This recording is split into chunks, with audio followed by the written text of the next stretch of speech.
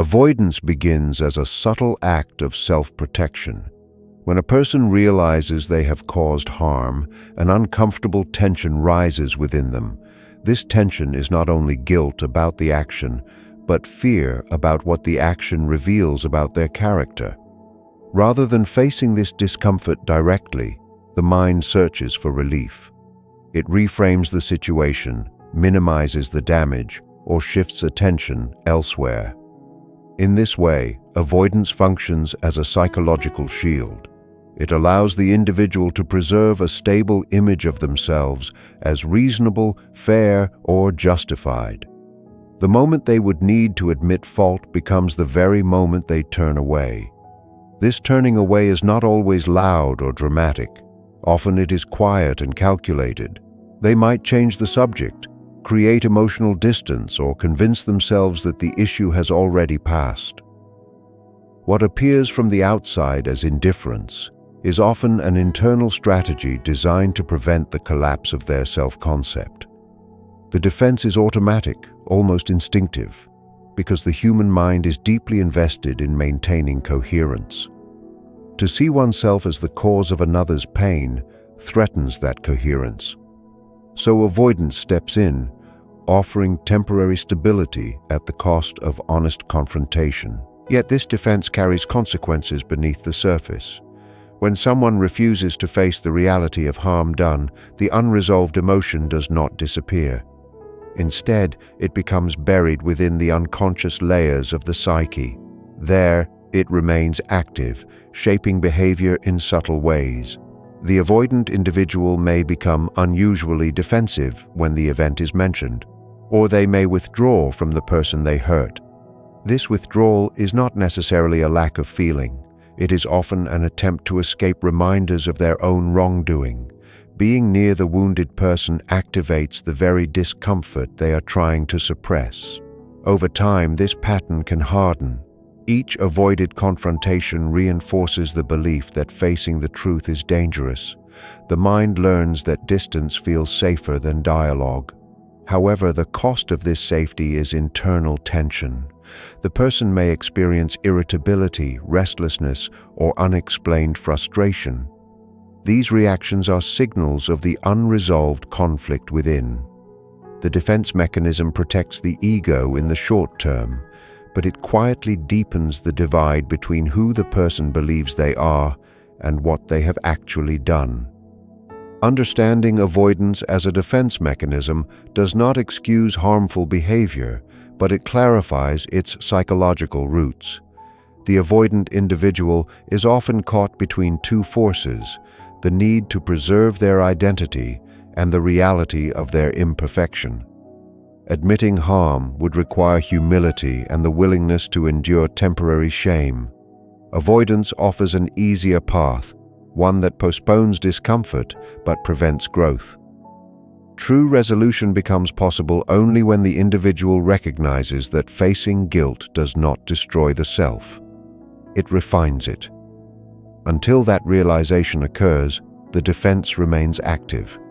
The person may never openly admit the shame they carry, yet it influences their relationships and choices in quiet, persistent ways. There is within every human being a division between what is shown to the world and what is kept hidden. The outer layer is carefully shaped. It contains the qualities a person wishes to be known for: fairness, strength, kindness, control.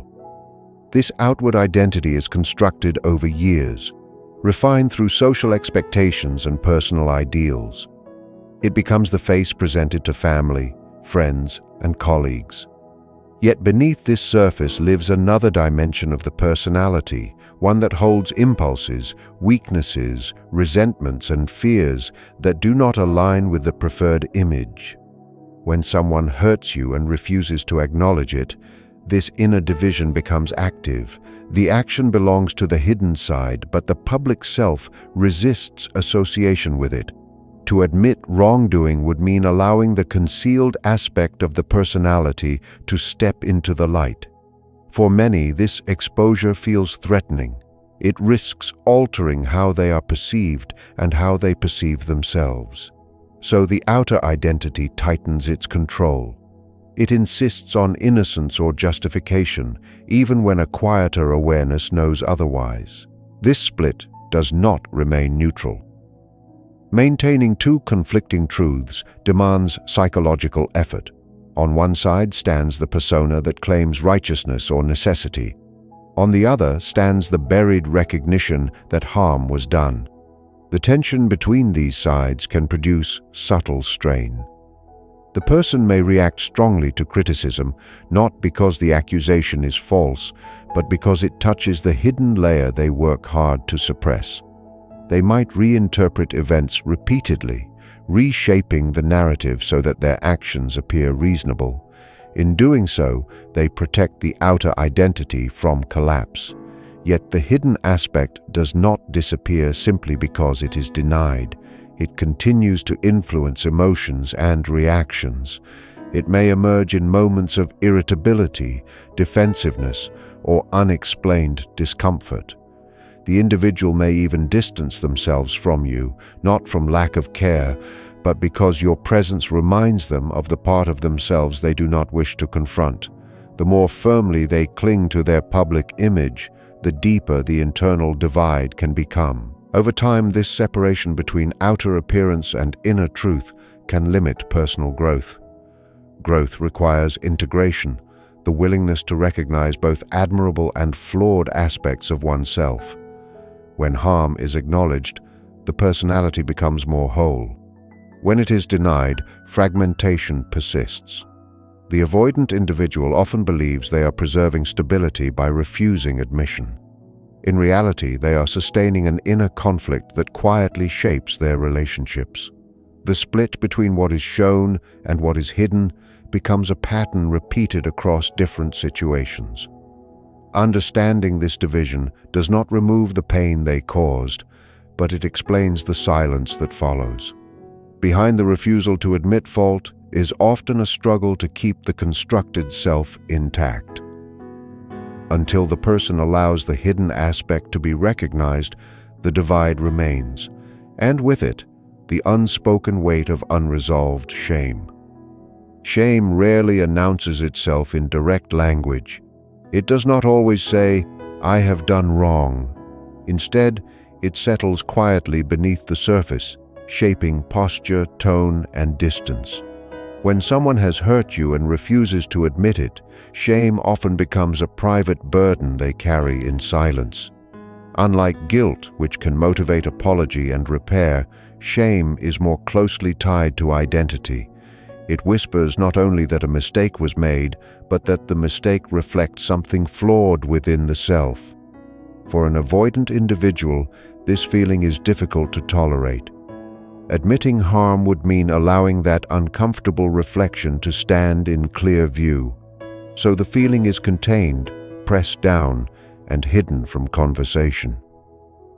On the outside, they may appear calm or unaffected. They may move forward as though nothing significant occurred. Yet internally, the memory of the event does not vanish. It lingers as a quiet discomfort, especially when reminders surface. This is why their reactions may seem disproportionate when the topic arises. The silence is not emptiness, it is containment. Carrying unacknowledged shame requires continuous effort. The mind must keep reinforcing the narrative that protects the self-image. It may repeat justifications or minimize the impact of the harm. It was not that serious, they tell themselves, or anyone would have reacted the same way. These thoughts serve a purpose. They prevent the deeper feeling from surfacing fully. But suppressed shame does not dissolve. It transforms. It can appear as irritability, emotional distance, or subtle avoidance of the person who was hurt. The presence of the wounded individual becomes a mirror, reflecting back what the avoidant does not wish to see.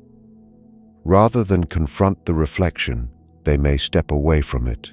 This distancing can feel confusing or even cruel to the one who suffered. Yet it often signals an internal struggle rather than indifference. The avoidant is attempting to escape the reminder of their own unresolved emotion. The more they avoid, the heavier the unspoken burden becomes. Over time, unacknowledged shame can influence patterns of behavior. It may lead to repeated cycles of harm followed by withdrawal, because the individual has not learned to process and release the feeling through honest acknowledgement. True relief would require vulnerability, the willingness to say, "I see what I did, and I regret it." Such words transform shame into responsibility and responsibility into growth. Without that step, the emotion remains trapped within. They may never confess the weight they carry, and you may never hear the apology you deserve. Yet the psyche does not forget. The silent burden shapes their inner life, whether they admit it or not. When a person cannot bear the discomfort of having caused harm, the mind often seeks relief through redirection. Instead of examining their own behavior, they begin to reinterpret yours. This process is subtle. It does not always appear as deliberate blame, yet it gradually reshapes the story. The avoidant individual may focus on your reaction rather than their action. They may describe you as overly sensitive, unreasonable, or difficult. In doing so, they shift attention away from their own conduct and place it onto your response. This redirection eases the pressure within them. If the problem can be located outside, then the inner conflict quiets, at least temporarily. It becomes easier to maintain the belief that they remain consistent with their self-image. What makes this pattern powerful is that it often feels convincing to the one who uses it. They may genuinely begin to believe that your hurt is exaggerated. The discomfort they feel is then interpreted not as shame, but as frustration with you. The mind prefers this explanation because it preserves stability. Projection serves as a psychological mirror turned outward. Qualities or emotions that are difficult to accept internally are attributed to another person. If the avoidant feels guilt, they may accuse you of holding grudges. If they feel insecurity, they may label you as unstable. This exchange is rarely conscious. It unfolds automatically as a defense against inner exposure, yet its effects are real. The wounded person may begin to question their own perception, wondering whether they truly overreacted. This confusion benefits the avoidant because it diffuses accountability. However, the relief is fragile. The underlying conflict remains unresolved, merely disguised. Each time projection occurs, the distance between inner truth and outward narrative widens. The avoidant must invest more energy in maintaining the revised story. Conversations may circle without resolution because the original issue is never directly addressed.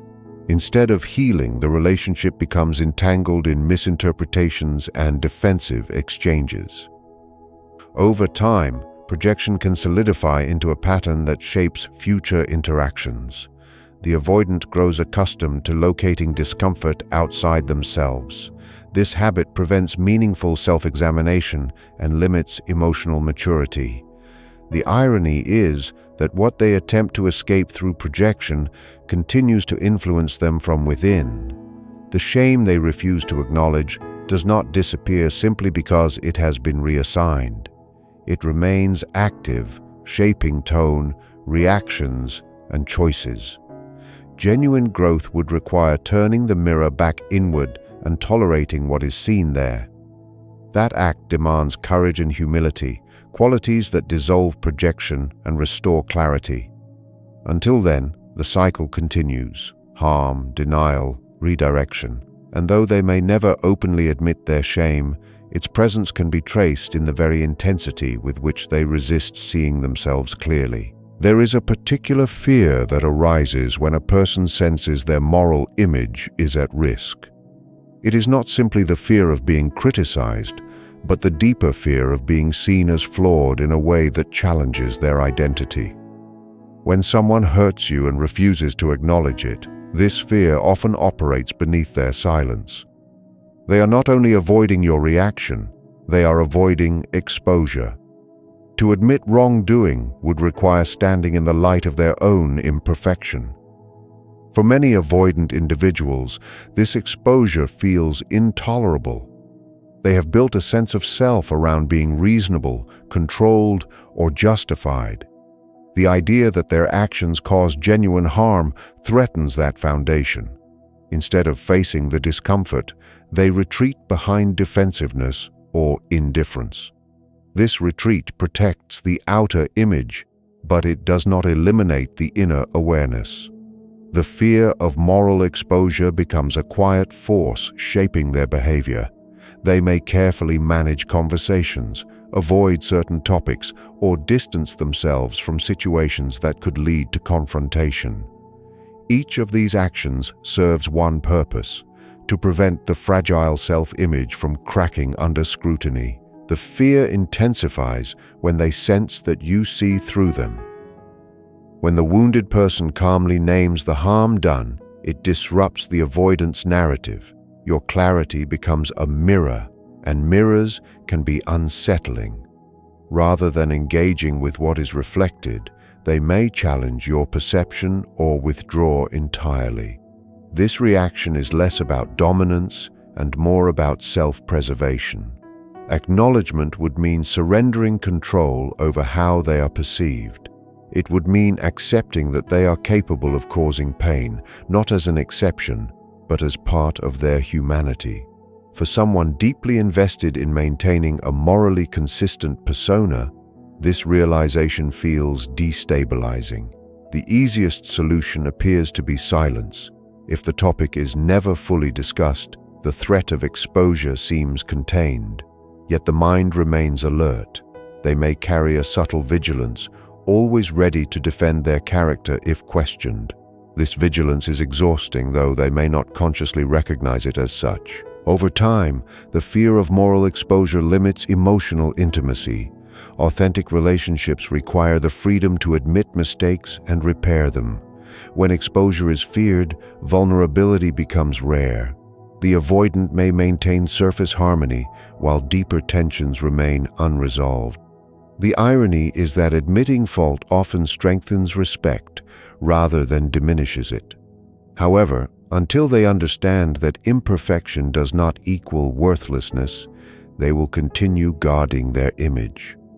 And so, while they may never openly confess the shame connected to their actions, their careful avoidance and defensiveness quietly reveal the burden they are trying to conceal. When an avoidant individual has caused harm, the mind quickly begins constructing explanations. These explanations are not always deliberate lies.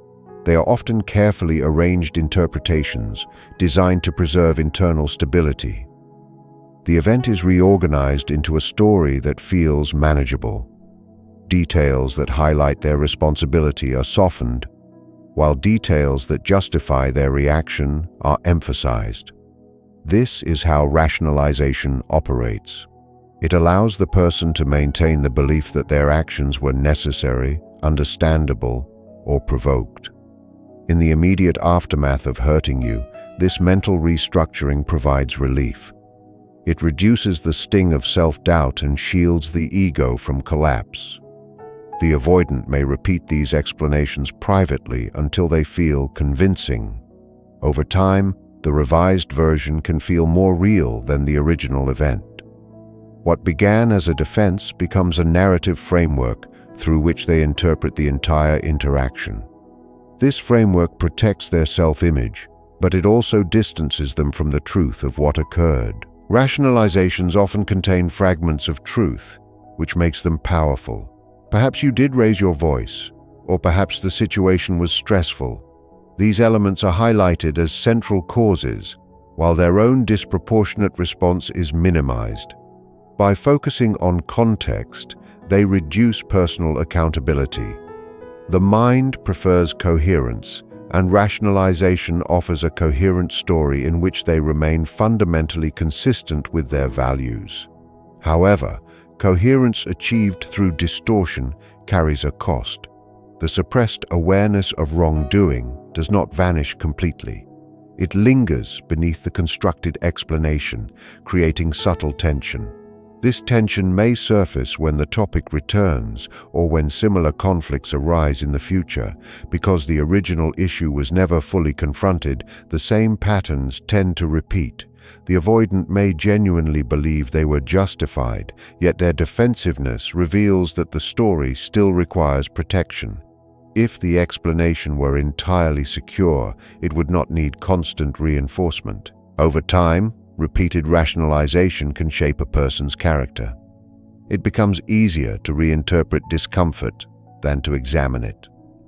Each unacknowledged mistake strengthens the habit of self-protection over self-reflection. The irony is that acknowledging fault often leads to deeper stability, not less. When a person can say, "I acted wrongly," the need for elaborate explanations dissolves. The ego becomes more flexible, capable of growth. Until that flexibility develops, rationalization remains the preferred strategy. They may never admit the shame connected to their actions, but the effort invested in defending their narrative quietly signals its presence. What appears as certainty is often a shield, carefully held in place to prevent the fragile awareness beneath it from rising into view. When wrongdoing is denied rather than acknowledged, the personality does not remain unified. A quiet fragmentation begins to take shape. One part of the individual holds the memory of the action and the awareness of its impact. Another part insists that nothing significant occurred or that the response was justified. These opposing positions cannot fully reconcile while denial persists. As a result, the person experiences an internal split. This split is not always dramatic or visible, yet it influences mood, tone, and presence.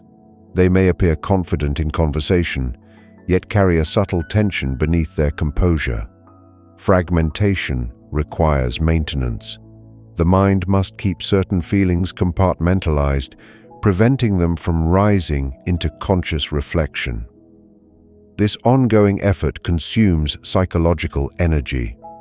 Over time, the strain may show itself through irritability, emotional distance, or sudden defensiveness. What seems like indifference toward you may in fact be the outward expression of an inward division that has not been resolved. The effects of fragmentation often extend beyond the original conflict. Because the individual has not integrated the reality of their mistake, similar situations can trigger disproportionate reactions. When confronted with feedback, even in unrelated circumstances, they may respond as though their entire character is under attack. This sensitivity is not random. It stems from the unstable ground created by denial. The part of them that knows the truth remains vulnerable, and any suggestion of fault threatens to expose it. Instead of processing criticism calmly, they may withdraw or escalate. Relationships become strained not only because of the initial harm, but because the unresolved division shapes future interactions. Fragmentation limits authenticity. A person who cannot admit one fault often struggles to engage openly in other areas. Emotional closeness requires coherence, the sense that one's inner world and outer expression align. When these are divided, intimacy becomes difficult to sustain. True integration begins with acknowledgement. When a person allows themselves to recognize the harm they have caused, the divided parts of the psyche can gradually reconcile. Responsibility replaces denial, and the internal conflict softens. Without this step, fragmentation persists quietly in the background of their life. They may move forward externally, forming new connections and pursuing new goals, yet the unresolved split remains part of their psychological structure. It shapes patterns, influences decisions, and subtly distances them from others. While they may never openly admit the shame connected to their actions, the internal division it creates continues to affect them. The psyche seeks wholeness, and until truth is faced, that wholeness remains incomplete, marked by the quiet tension of what has been denied. Although avoidance can persist for years, the possibility of transformation remains present within every individual. The psyche has a natural inclination toward balance and integration. When someone has caused harm and carries unacknowledged shame, the discomfort they feel is not meaningless.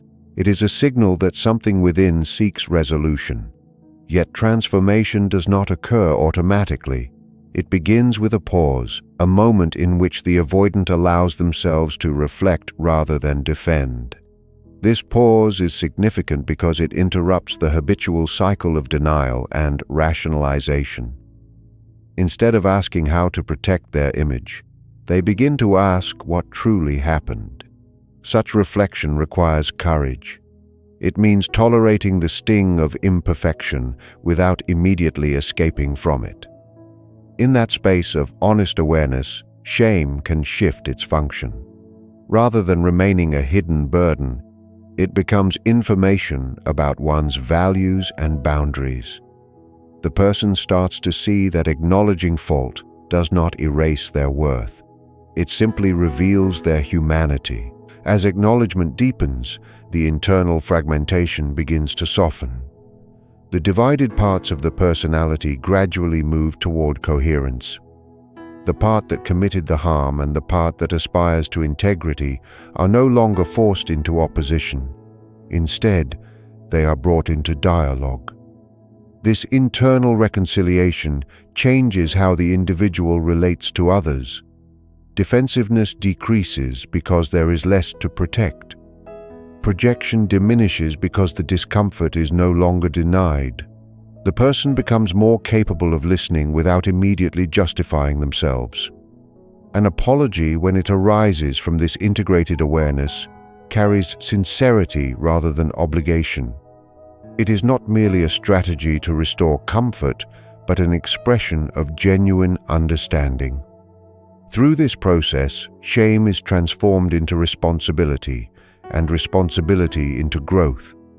The relationship that was once marked by silence may find the possibility of repair, though repair always depends on both sides. Transformation does not erase the past, but it changes its meaning.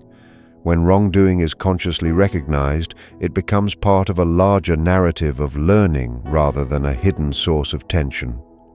The avoidant individual, once governed by fear of exposure, discovers that vulnerability strengthens rather than weakens their identity. They no longer need elaborate explanations to preserve their self-image. Instead, they develop resilience rooted in honesty. While some may never choose this path, the potential remains within them. The psyche continually moves toward wholeness, inviting integration where there was division. If that invitation is accepted, the shame once carried in silence becomes the very catalyst for maturity, depth, and authentic connection.